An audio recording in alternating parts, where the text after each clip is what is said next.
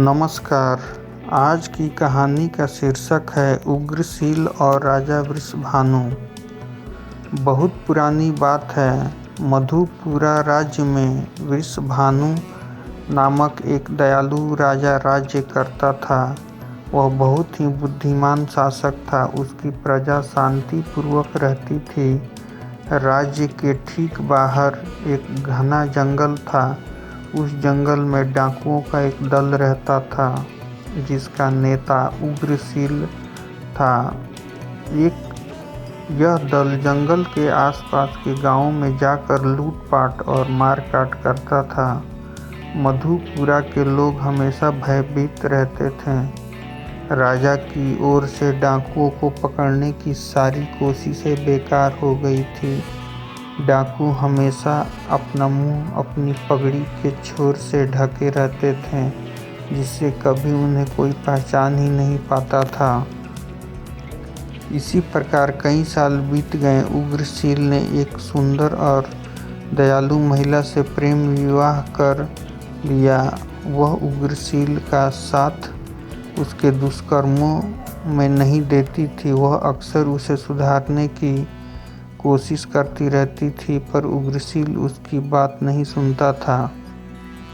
कुछ दिनों के बाद उग्रशील को एक पुत्र की प्राप्ति हुई, जिससे उसके जीवन की धारा बदलने लगी। वह विनम्र और दयालु बनने लगा। पुत्र प्रेम के कारण डाका डालने के बाद उसने औरतों और बच्चों को मारना बंद कर दिया। एक दिन भोजन के बाद उग्रशील को आराम करते हुए नींद आ गई।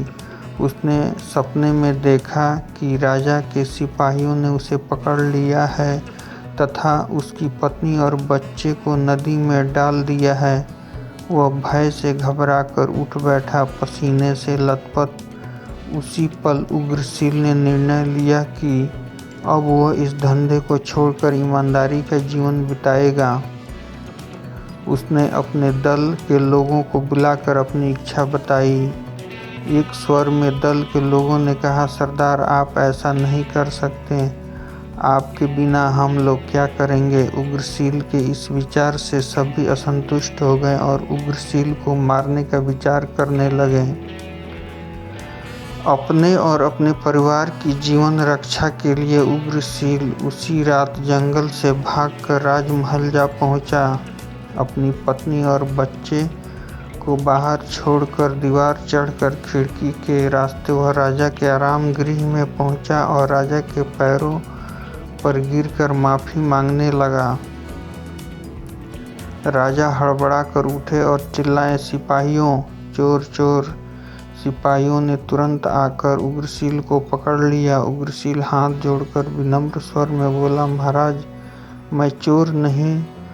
मैं अपनी गलतियों को सुधारने तथा आपसे क्षमा याचना करने आया हूँ।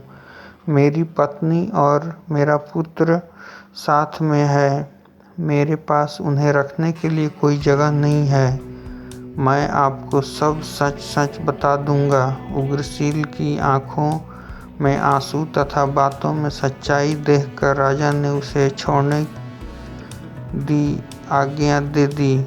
उससे पूरी बात सुनकर राजा ने असरफियों से भरा एक छोटा थैला उसे दिया और कहा, यह लो, अब इससे तुम ईमानदारी का जीवन यापन शुरू करो।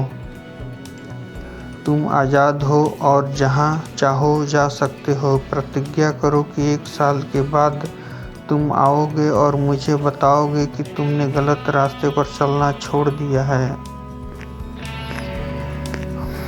उग्रशील की प्रसन्नता का ठिकाना ही नहीं था। उसने नम आंखों से राजा के पैर छूकर थैली ले ली और उसी रात अपने परिवार के साथ शहर छोड़कर कहीं और चला गया।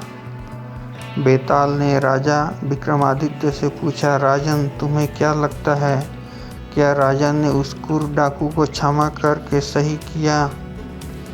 विक्रमादित्य ने जवाब दिया, राजा वृषभानु का उदारतापूर्ण व्यवहार उनकी दयालुता और बुद्धिमानी का बहुत अच्छा उदाहरण है। सजा का मुख्य उद्देश्य दोषी को उसकी गलती का एहसास कराना होता है। क्योंकि उग्रसील को अपनी गलती का एहसास हो चुका था, इसलिए राजा द्वारा क्षमादान उचित था। ऐसा करके उन्होंने एक उदाहरण प्रस्तुत किया।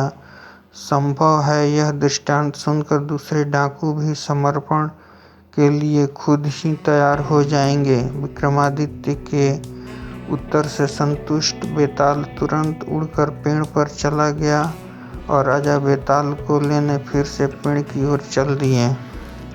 कहानी समाप्त होती है। फिर मिलेंगे अगले